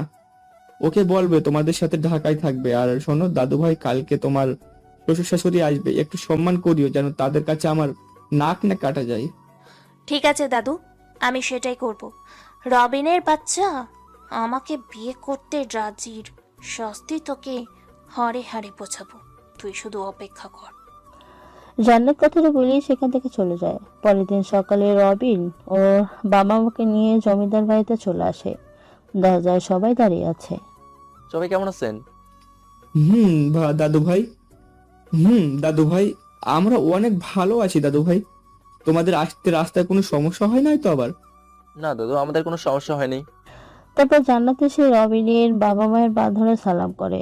জান্নাতের এমন কাজ দেখে রবিন মনে মনে বলে, জান্নাতের এই কাজ দেখে আমি তো অবাক। যে মেয়ে আমাকে দেখতেই পারে না, আর সে এখন ঠিকই ভদ্রমের মতো তার হবু শাশুড় শাশুড়ির পা ধরে সালাম করলো। আপনারা মনে হয় ভাবতেছেন জান্নাত কি করে রবিনের বাবা মাকে ছিল, তাই না? তাহলে মামারা চিন্তার কোনো বিষয় নেই, কেননা জান্নাতকে রবিনের বাবা মার কথা দাদু বলে দিয়েছে। তাই তো জান্নাতের রবিনের বাবা মাকে চিনতে একটু অসুবিধা হলো না। রবিন এত সময় জান্নাতের উপরে রেগে থাকলেও জান্নাতের এখনকার কাজ দেখে মনে মনে একটু বেশি খুশি হলো, কারণ তাকে হাজারো অসম্মান করলেও তার বাবা মাকে যথেষ্ট সম্মান দিয়েছে। এটাই রবিনের কাছে অনেক। বেঁচে থাকো মা, বেঁচে থাকো। ইস, আমার বৌমা কতটা লক্ষ্মী। মা, তোমার স্থান আমার পায়ে না, বুঝলে? তোমার স্থান হলো এই মায়ের বুকে। রবিনের মা জান্নাতকে বুকে টেনে নিয়ে উপরের কথাটা বলল। রবিনের বাবাও এমন সুন্দর আর সম্মান দেখানোওয়ালা মেয়েকে ছেলের বউ হিসাবে পেয়ে খুবই খুশি হলো। জান্নাতের হবু শ্বশুর শাশুড়িকে উদ্দেশ্য করে বলে, আপনারা সবাই কেমন আছেন? আপনাদের এখানে আসতে রাস্তায় কোনো অসুবিধা হয়নি তো আবার? আলহামদুলিল্লাহ মা, আমরা সবাই অনেক ভালো আছি আর আমাদের আসতে কোনো অসুবিধাই হয়নি। তা মা, তুমি কেমন আছো সেটা তো বললে না। সেটা যে এখনই আমার শ্বশুরবাড়ি জিজ্ঞেস করো তাই বলতে পারিনি। আব্বু, আমিও অনেক ভালো আছি। আপনাদের মতো এত ভালো মনের শ্বশুর শাশুড়ি যার কপালে এসেছে সে কি আর ভালো না থাকতে পারে বলেন? মা, তুমি ঠিকই বলেছ। আচ্ছা মা, তুমি দাঁড়িয়ে না থেকে চলো ভেতরে গিয়ে বসো। জান্নাতকে রবিন যতই দেখছে ততই যেন অবাক হচ্ছে। আসলে একটা মেয়ে এত পরিবর্তন কিভাবে হতে পারে। সবাই বাড়ির ভেতরে গিয়ে বসে আর জান্নাতকে ওর দাদু বলে, দাদু ভাই দেখেছো, আমি বলছি না তোমার শ্বশুর শাশুড়ি ও অনেক ভালো মনের মানুষ। এবার দেখলে তো তোমার দাদু তোমার জন্য যা করেছে সেটা ভুল নয়। দাদু, আমি জানি তোমরা আমার জন্য যেটা ভালো হবে সেটাই ভালো করেছো। আমি কখনো তোমাদের ইচ্ছার বিরুদ্ধে যাইনি আর তোমাদের ইচ্ছার বিরুদ্ধে কখনো যাবও না। তবে দাদু, আমার একটা ছোট্ট ইচ্ছে আছে, তোমরা কি সেটা পূরণ করবে? জান্নাত, তোর আবার এখন কি ইচ্ছে থাকতে পারে? হ্যাঁ, তুই বিয়েতে মন ভর্তি স্বর্ণ চাইবি, সেটা তো তোর বলতে হবে না, আমরা এমনিতেই দিব তোকে। আহ বৌমা থামো তো, ওর কি কোনো ইচ্ছে থাকতে পারে না? তা দাদু ভাই এবার বলো তোমার কি ইচ্ছে, আমি তোমার ইচ্ছেটাকে অবশ্যই পূরণ করব। হ্যাঁ মামুনি, তুই তোর ইচ্ছেটা বল, আমরা তোর ইচ্ছেটাকে যেভাবে হোক পূরণ করব ইনশাআল্লাহ। আমি চাই আমাদের বিয়ের কাজ শেষ হলেই আমরা ঢাকায় চলে যাব। কেননা আমার ছোট থেকেই ইচ্ছে আমার বিয়ে হবে আমাদের গ্রাম থেকে, আর বাসরাত পালিত হবে শহরে। তাহলে আমার গ্রামের বাড়িটাও বাদ পড়লো না, আর শহরের বাড়িটাও না। দাদু, তুমি আমার এই ছোট্ট ইচ্ছেটা পূরণ করবে বলো তো? জান্নাতের এমন কথা শুনে সবাই যেন বাকরুদ্ধ হয়ে গেছে। কি বলবে কিছুই ভেবে পাচ্ছে না। আসলেই জান্নাত কি আজগুবি কথা বলছে? কিন্তু ওদের মুখের কথা ভেবে রবিনের বাবা মা সহ এই বাড়ির সবাই জান্নাতের কথা রাজি হয়ে যায়। কেউ একবারের জন্যও ভেবে দেখলো না জান্নাতের মনে কি চলছে, কি করতে পারে সে রবিনের সাথে ওই বাড়িতে গিয়ে। আচ্ছা মা, আমরা তোমার ইচ্ছে মতোই সব কাজ করব, তবুও তুমি কোনো কষ্ট পেও না, সেটা আমরা চাই না। ছোট থেকে তোমাকে কোনো কষ্ট পেতে দিইনি, আর এখনো দেব না। বাপের কথা শুনে জান্নাতের মনে তো খুশির সীমাই নেই। সে যেন আসমানের চাঁদকে হাতে পেয়েছে। কেননা জান্নাত চায় রবিনকে শাস্তি দিতে, কারণ জান্নাত ভাবে রবিন ওর সাথে অন্যায় করেছে। কিন্তু প্রকৃতপক্ষে আপনারা তো জানেনই রবিনের কোনো দোষই, সব দোষ তো জান্নাত নিজেই করেছে, তা আবার রবিনের সাথে। দাদু, আর কত এভাবে কথা বলে সবাই খাবার না খেয়ে কষ্ট করবা বলো? আমার শ্বশুর শাশুড়ি আবার বলবে বৌমা খাবার কথা বললো না। মা, তুই না কেমন, আমরা কি সেটা বলবো নাকি?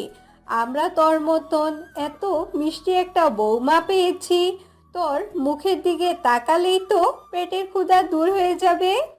এভাবেই তারা অনেক কথা বলে। তারপর সবাই মিলে সকালে নাস্তা করার জন্য খাবার টেবিলে বসে। অনেক রকমের খাবার তৈরি করা হয়েছে। রবিনের বাবা মা আসবে এই উপলক্ষে। রবিনের বাবা মাকে টেবিলে বসিয়ে জান্নাত খাবার প্লেট সামনে নিয়ে না খেয়ে নাড়াচাড়া করতে করতে মনে মনে বলে, ফকিন্নির বাচ্চারা, বাপের জন্মে তো এমন খাবার খাসনি, খা, আরো বেশি করে খা।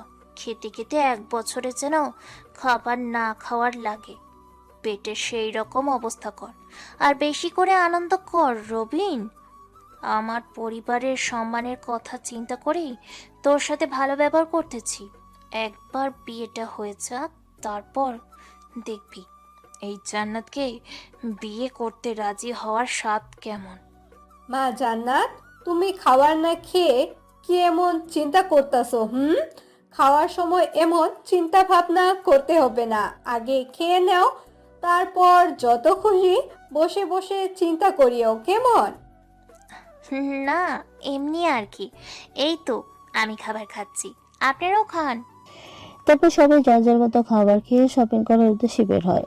শপিং মলে পৌঁছাতে পৌঁছাতে অনেক সময় লাগে, কেননা শপিং মলটা অনেক দূরে। অবশেষে ওরা সবাই শপিং মলে এসে পৌঁছে যায়। সবাই তাদের পছন্দ মতো সবকিছু দেখতেছে, আর পছন্দ হলে সেটা কিনছে, আর পছন্দ না হলে অন্য কিছু দেখছে। এদিকে রবিন দাঁড়িয়ে দাঁড়িয়ে ভাবছে, ইস, জান্নাত যদি একটাবার বলতো আমি তার ড্রেস পছন্দ করে দেব আর সে আমার ড্রেস পছন্দ করে দেবে, মনটা কতই না খুশি হতো। কিন্তু এই ইচ্ছেটা যে আমার পূর্ণ হবার নয়, তাই মিথ্যে আশাটাকে বুকের ভেতর থেকে ছুঁড়ে ফেলে দিয়ে সবার কেনাকাটা দেখি, কি আর করার। রবিন, তুমি কিছু পছন্দ করতেছো না কেন শুনি? দাদু, আমি আর কি পছন্দ করব বলো? আমার চয়েস তো তেমন ভালো না, তাই যা যা লাগবে তোমরাই সবকিছু পছন্দ করো কেন, সেগুলার থেকেই আমার পছন্দ হয়ে যাবে কোনো একটা। তাই বলি তুই নিজের পছন্দকে একটু দাম দিবি না? সেটা কি করে হয় বলো? তুমি জান্নাতের জন্য অন্তত কিছু একটা হলেও পছন্দ করে দাও। শাশুড়ির কথা শুনে রবিন খুশি কিছু একটা বলতে যাবে তার আগেই জান্নাত বলে ওঠে, যেটা শুনে রবিনের ক্ষণিকের খুশিতে ভরে থাকা মুখটা আবার মলিন হয়ে যায়। আম্মু, তুমি যে কি বলো না, উনি নিজেই নিজের পোশাক পছন্দ করতে পারে না, তাহলে মেয়েদের পোশাক কিভাবে পছন্দ করবে? তার থেকে ভালো আমাদের পোশাক আমরাই পছন্দ করে কিনি। হ্যাঁ আম্মা, জান্নাত ঠিকই বলেছে, আপনারা বরং নিজেরাই পছন্দ করে কেনেন, সেটাই ভালো হবে। অবশেষে অনেক সময় অপেক্ষা করার পরে সবার মন মতো শপিং করা শেষ হলো। তারপর সবাই মিলে একটা রেস্টুরেন্টে গিয়ে দুপুরের খাবার খেয়ে যার যার মতো বাসায় চলে আসে। এভাবে কয়টা দিন চলে গিয়ে বিয়ের দিন চলে আসলো। বেশি মানুষের আয়োজন করবেন না তারা। আর তাছাড়া রবিনের তো তেমন কেউ নেই, যে বোনের জামাই আছে তারা আসতে পারবে না। রবিন, আর কত বসে বসে সময় নষ্ট করবি? হ্যাঁ, বিয়ের কাজ শেষ করে তোদের তো আবার ঢাকায় যেতে হবে নাকি? এই তো বাবা, আমার প্রায় হয়ে এসেছে, আর একটু হলেই হবে। হুম, তাড়াতাড়ি চলে আয়। ছেলে মানুষের যে এত সময় লাগে রেডি হতে সেটা তোকে দেখেই বুঝলাম। তারপর সবাই বাড়ি মানে রবিনের শ্বশুর বাড়িতে চলে আসে। বেলা বাজে 10টা। সকালেই বিয়ে পড়ানো হবে, কারণটা তো আপনারা জানেনই। সবাই খাবারের পর্বটা শেষ করে বিয়ের কাজটা সেরে ফেলে। এখন জান্নাতের ইসলামের নিয়ম অনুযায়ী রবিনের পার্মানেন্টলি বউ। এই রবিনের জন্য খুশি শেষ নেই। জান্নাতকে বউ হিসাবে পেয়ে রবিন ভাবছে, আজকে আমি অনেক খুশি, জান্নাতের মতো এত সুন্দর একটা মেয়েকে আমার মতো ছোট লোকের জীবন সঙ্গী হিসেবে পেয়ে। সত্যি এটা যেন আমার কাছে স্বপ্নের মতোই লাগছে। তবে জমিদার বাড়িতে যারা এসেছিল তারা বাসা চলে গেল, শুধু দুই বাড়ির লোকজন ছাড়া। রবিন সোফায় বসে আছে, ঠিক তখনই ওর চোখ আটকে যায় সিঁড়ির দিকে। এ আমি কাকে দেখছি? মনে হচ্ছে আসমান থেকে ভুল করে পরি মাটিতে নেমে এসেছে। লাল বেনারসিতে জান্নাতের সৌন্দর্য যেন হাজার গুণ বেড়ে গেছে। অপরূপ সুন্দর লাগছে ওকে। আমি অপরক দৃষ্টিতে তার দিকে তাকিয়ে আছি, চোখ যেন সরাতেই পারছে না। ইস, আমার বউটার উপরে কারো যেন খারাপ নজর না লাগে। অবশেষে ওদের বিদায়ের ঘন্টা বেজে গেল, তাই সবার থেকে বিদায় নেওয়ার জন্য যায় রবিন।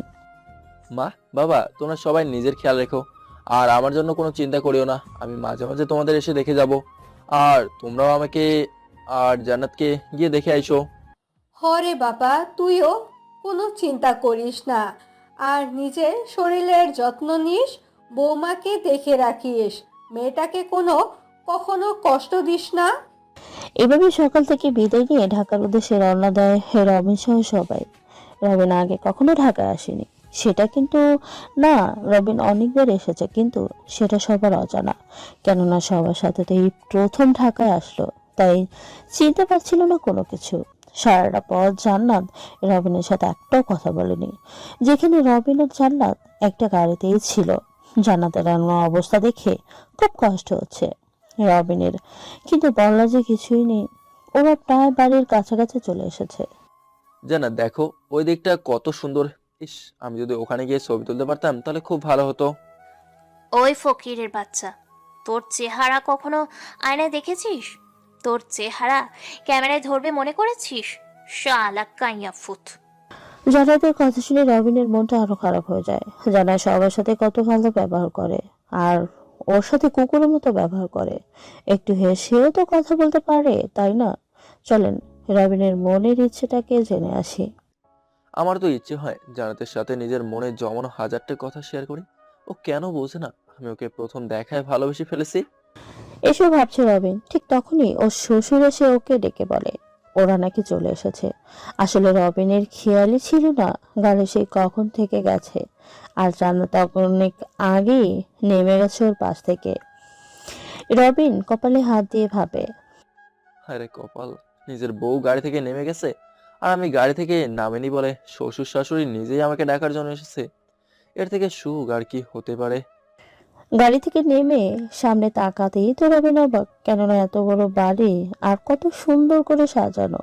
এমন বাড়ি তো আর গ্রামে দেখা যায় না। আসলে পুরো বাড়িটাকে অনেক সুন্দর লাগতেছে।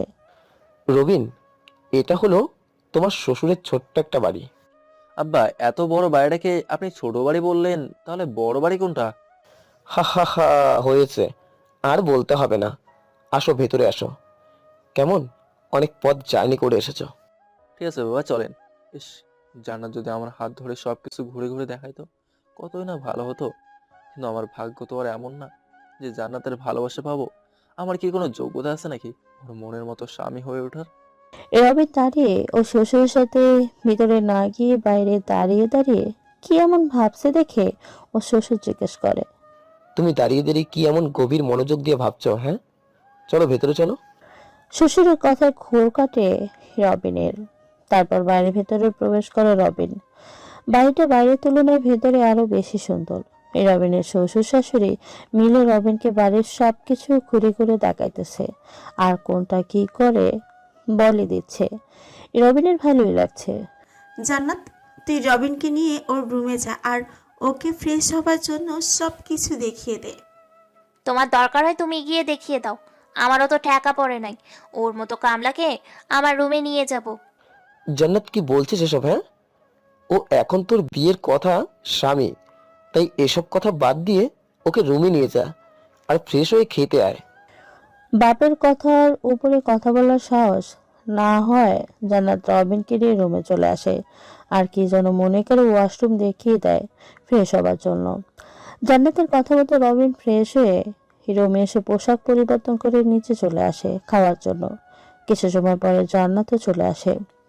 খাবার টেবিলে কোনো সিনকেট না করে খাবার খেয়ে আবার রুমে চলে আসে জান্নাত। পিছিয়ে পিছিয়ে রবিনে চলে আসে। রবিনের শ্বশুর আগে থেকেই বাসরঘর সাজিয়ে রেখেছিল, কারণ সবটাই তো তাদের মনের মতো করে হচ্ছে। আর বাসরঘরে রবিনের সাথে কি কি ঘটেছে তা তো আপনারা সবাই গল্পের প্রথমে জেনেছেন। তাই এখন অতীতের কথা বাদে বর্তমানের কাছে চলে আসাটাই ভালো। সকালে পাখির কিচিরমিচির আওয়াজে ঘুম ভেঙে যায় রবিনের।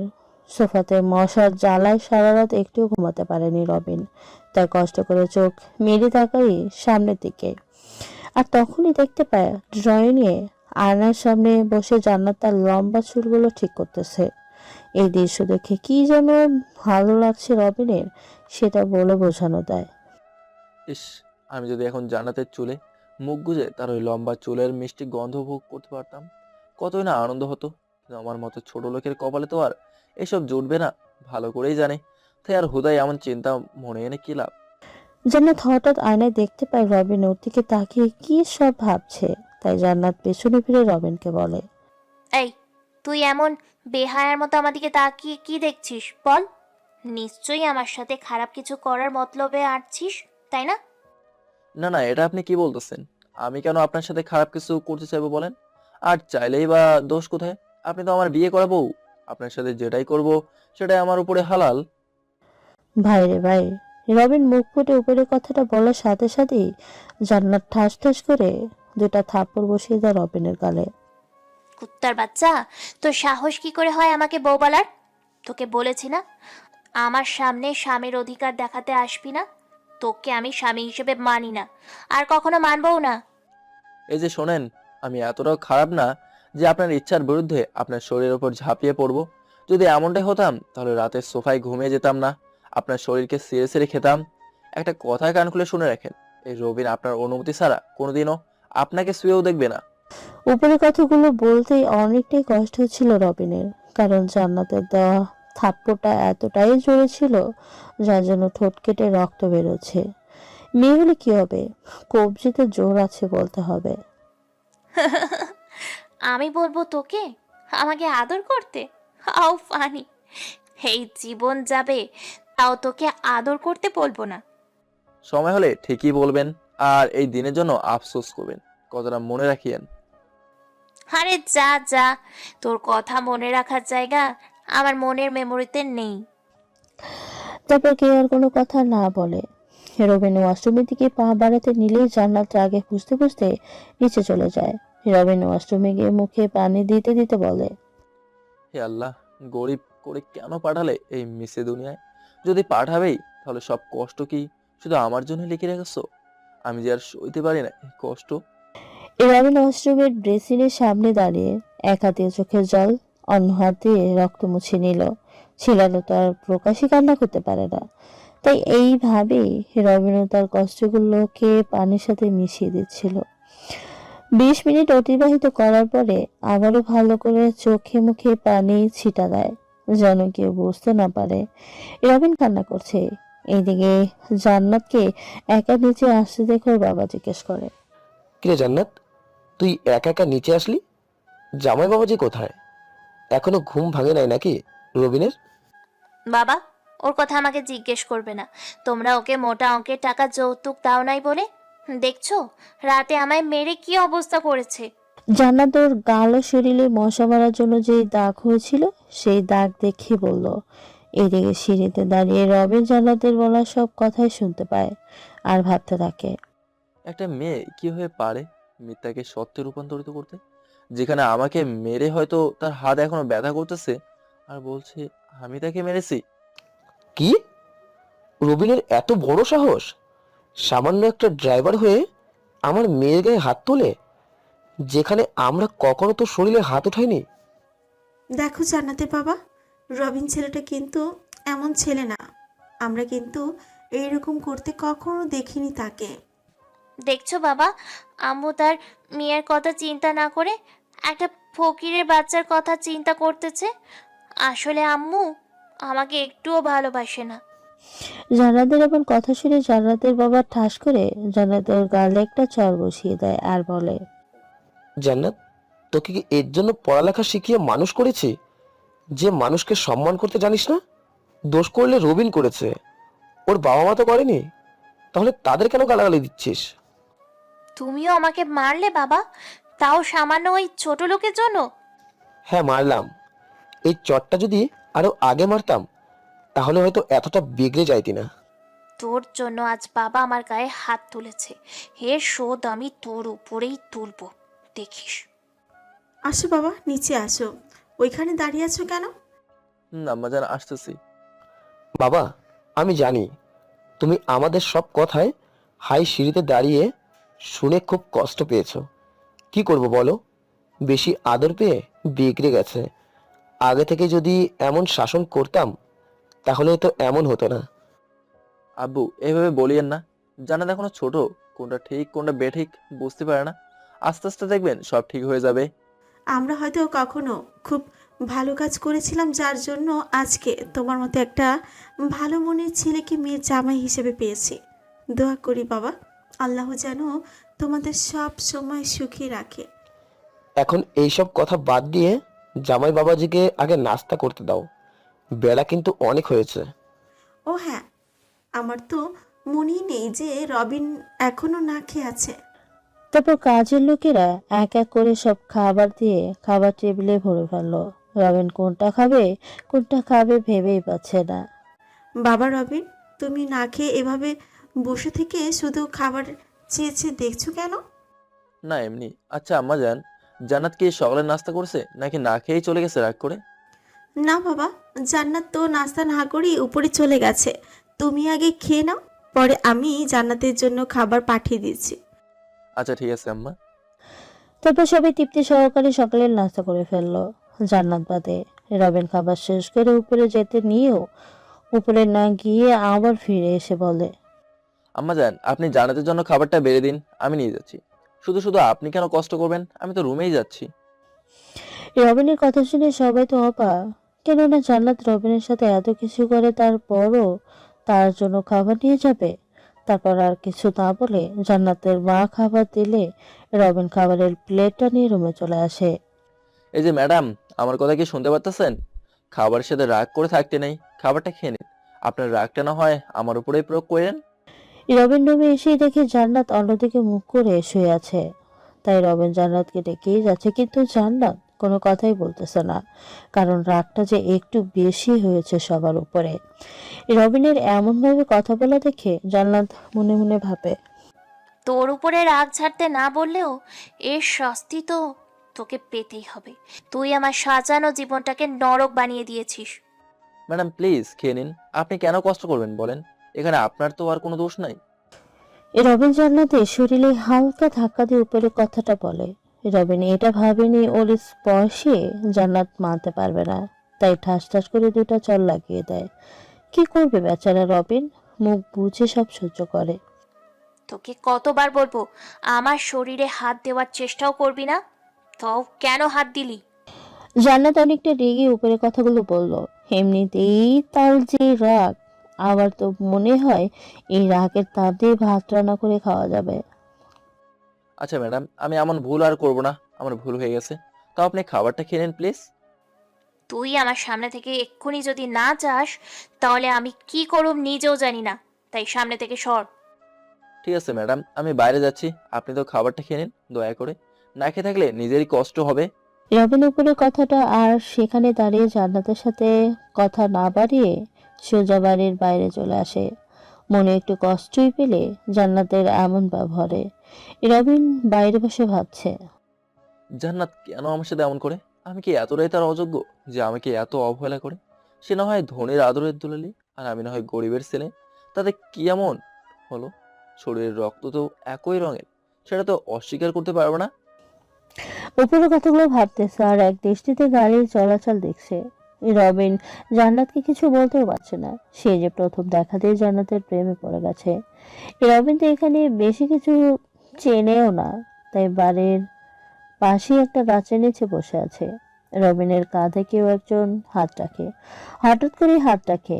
আর রবিনের কাঁধে এভাবে কেউ হঠাৎ করে হাত রাখার কারণে রবিন একটু না, প্রায় অনেকটাই চমকে যায়।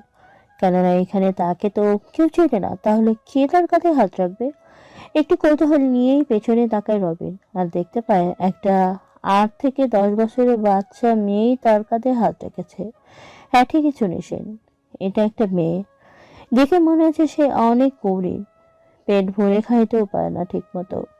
এমনকি মেয়েটা যে জামাটা পরেছে সেটাও ছেঁড়া, আবার পায়ে কোনো জুতা নেই।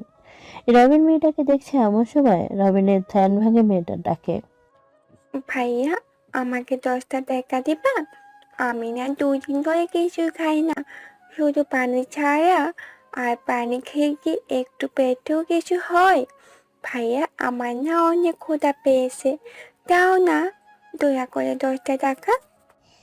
রবিন খুব করে লক্ষ্য করতেছে মেয়েটার কথা বলতেও কষ্ট হচ্ছে, আর দেখেই বোঝা যাচ্ছে সে কতটা কষ্টে আছে। তাই রবিন মেয়েটার হাত ধরে বলে, আচ্ছা তোমার নাম কি, থাকো কোথায়? ভাইয়া, আমার নাম মিষ্টি, আর আমি একটা বস্তিতে থাকি। এই পৃথিবীতে আপন বলতে আমার মা ছাড়া আর কেউ নেই। আচ্ছা তোমার মা থাকতে তুমি এইভাবে ভিক্ষা করতেছো কেন রাস্তায় রাস্তায়? সে কি করে বাড়িতে থেকে তোমাকে রাস্তায় পাঠিয়েছে ভিক্ষা করতে? ভাইয়া, আমি তো আগে ভিক্ষা করতাম না, আমি 3য় শ্রেণীতে পড়ি। মা অন্যের বাড়িতে কাজ করে টাকা যা পেত সেটাই দিয়ে আমাদের মা মেয়ে চলে যেত, একটু কষ্ট হলেও। কিন্তু মা আজ 10 দিন হলো অসুস্থ, বিছানা থেকে উঠতেই পারে না। ঘরে যা ছিল সব শেষ হয়ে গেছে। 2 দিন হলো শুধু পানি খেয়ে বেঁচে আছি। তাই খোঁজা সহ্য করতে না পেরে মাকে না জানিয়ে মানুষের কাছে সাহায্য চাইতে এসেছি। কিন্তু জানো ভাইয়া, কেউ কিছু দেয়নি, শুধু বকা দিয়ে তাড়িয়ে দিয়েছি। তুমি দাও না দয়া করে 10টা টাকা, কিছু কিনে নিয়ে মায়ের সাথে পেট ভরে খাবো। মিষ্টির কথা শুনে রবিনের অনেকটাই খারাপ লাগে। রবিনের চোখেও পানি চলে আসে। এত ছোট্ট একটা মেয়ে বের হয়েছে ভিক্ষা করতে, কত মানুষ কত খাবার নষ্ট করে, আর এরা খাবার না খেয়ে মরে। সবাই যদি গরিবদের কষ্টের কথা মনে করতো, তাহলে আর মিষ্টির মতো মানুষের কষ্ট করতে হতো না। আচ্ছা মিষ্টি, তুমি আমার সাথে চলো। কোথায় নিয়ে যাবে? আমি কোথাও যাব না, মা বলেছে একা কারোর সাথে যেতে না। আরে আমি তোমাকে কোথায় নিয়ে যাবো? আমি তো তোমাকে খাবার কিনে দেবো। সত্যি বলেছো? ভাইয়া, তুমি আমাকে খাবার কিনে দিবা? আমি পেট ভরে খেতে পারবো। হ্যাঁ, আমি তোমাকে খাবার কিনে দেবো আর তুমি পেট ভরে খেতে পারবে। চলো আমার সাথে। কি যেন ভেবে মিষ্টি রবিনের সাথে যায়, আর রবিন সোজা মিষ্টিকে নিয়ে একটা বড় রেস্টুরেন্টে ঢোকে, যে রেস্টুরেন্টটা রবিন নিজের। আপনারা মনে হয় ভাবতেছেন রবিনের টাকা পাবে কোথায়, আর এত নাম করা এই রেস্টুরেন্ট, তাও নাকি এমন একটা খ্যাতমার কাছে। তাহলে ভাই সরি, আমি এত কিছু বলতে পারবো না। গল্পের সাথেই থাকেন, জানতে পারবেন এই রবিনকে আর কি ওর পরিচয়। ম্যানেজার রবিনকে দেখে গেটে ঢুকতে দেখে উপরে কথাগুলো বলে। এখানে আর কেউ রবিনকে চেনে না দেখে সবাই তাকিয়েছিল রবিনের দিকে। এই রবিন সেটা বুঝতে পেরে ম্যানেজারকে চোখের ইশারায় থামতে বলে, আর সে বুঝেও গেল। ওয়ালাইকুম আসসালাম। আলহামদুলিল্লাহ, আপনাদের দোয়ায় অনেক ভালো আছি। আর সময় পাই না, তাই আসতে পারিনি। আচ্ছা স্যার, আপনি এখানে না দাঁড়িয়ে চলেন বসেন ওখানে গিয়ে।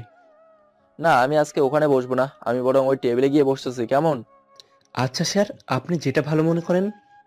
তারপর রবিনের কথা মতো ওয়েটার খাবার এনে তাদের সামনে রাখে, আর মিষ্টি পেট ভরে খায়।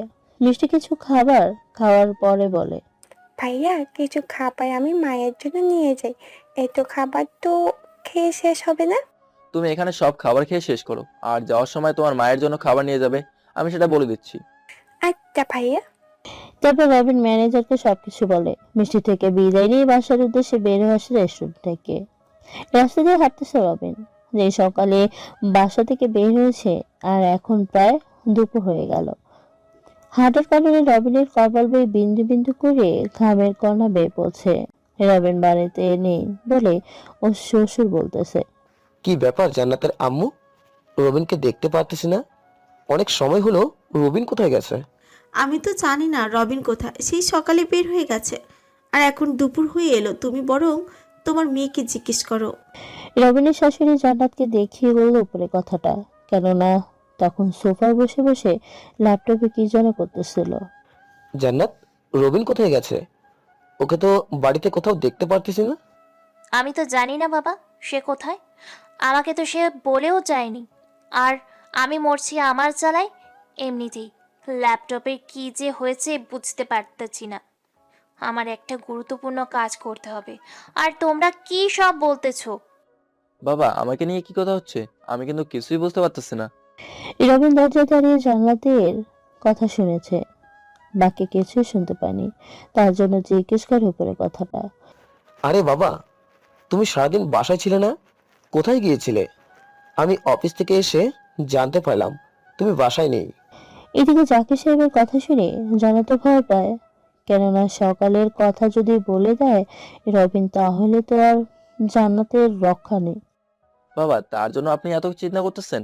আসলে একা বাসায় ভালো লাগলো না, তাই বাইরে গেছিলাম একটু মনটাকে ফ্রেশ করতে। যাক বাবা, বাঁচা গেল। ছোট লোকটা বাবাকে কিছুই বলে দেয়নি, মনে মনে বলল।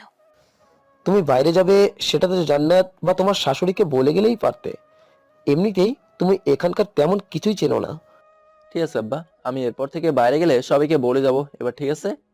তারপর সবার সাথে কথা বলে রবিন রুমে চলে আসে, সাথে জান্নাতও আসে। আর রুমে আসতেই জান্নাত তার ল্যাপটপটা বিছানায় রেখে ওয়াশরুমে চলে যায়। জান্নাত ওয়াশরুমে যাবার পরে রবিন জান্নাতের ল্যাপটপের দিকে তাকিয়ে ভাবে, জান্নাত তো বাবাকে তখন বলেছিল তার ল্যাপটপের সমস্যা হয়েছে। জান্নাতের নাকি আবার গুরুত্বপূর্ণ কাজ করতে হবে। এখন তো জান্নাত ওয়াশরুমে, তাই তাড়াতাড়ি ল্যাপটপটা ঠিক করে দেই। কি বলেন আপনারা? আর হ্যাঁ, আপনারা কিন্তু জান্নাতকে আবার বলে দিয়েন না, তাহলে কিন্তু আমার খবর আছে তার ল্যাপটপ ধরার কারণে। রবিন তাড়াতাড়ি ল্যাপটপটা ঠিক করে যেভাবে ছিল সেভাবে রেখে নিচে নেমে আসে। আর জান্নাত ওয়াশরুম থেকে বেরিয়ে কাজ করার জন্য ল্যাপটপটা হাতে নিয়ে অবাক, কেননা ল্যাপটপ তো ভালো ছিল না। জান্নাত অবাক হয়ে বলে, কি ব্যাপার? আমার ল্যাপটপের তো সমস্যা ছিল, কিন্তু এখন ঠিক হলো কেমনে? ভূতে তো আর ঠিক করে দেয়নি, নাকি রবিন ঠিক করেছে? না, এটা আমি কি ভাবছি? ওর মতো ছোট লোক ল্যাপটপ তো কখনো হাত দিয়েই ধরেনি, তাহলে ঠিক করা তো দূরেই থাকলো। এদিকে অনেকটা সময় পার হয়ে যাওয়ার পরে নিচ থেকে ডাকতে আসে জান্নাতকে। জান্নাত তখনও বসে বসে কাজ করতেছিল ল্যাপটপ নিয়ে। আপামনি, খালা আপনারে এখন নিচে যাইতে কইল রাতের খাওয়ান লাইগা। আপনারে হেন কখন থেকে ডাকতাছে নিচে। আচ্ছা, তুই এখন যা, আর আম্মুকে গিয়ে বল আমি এক্ষুনি আসছি। আর ওই ছোট লোক, এটা কোথায় রে? আপামনি, হেইটা তো মই কইমুনি, কিন্তু আপনি এইটা কি করলেন? হেই তো আপনার স্বামী, তাই তাকে সম্মান দিন। হাজার হলেও স্বামী হলো নারীর দেহ রক্ষী। এই, তুই চুপ থাক আর যা এখান থেকে। তোর থেকে জ্ঞান নিতে হবে না আমার, সব সময় খালি বক বক আর বক বক। ঠিক আছে, আহেন।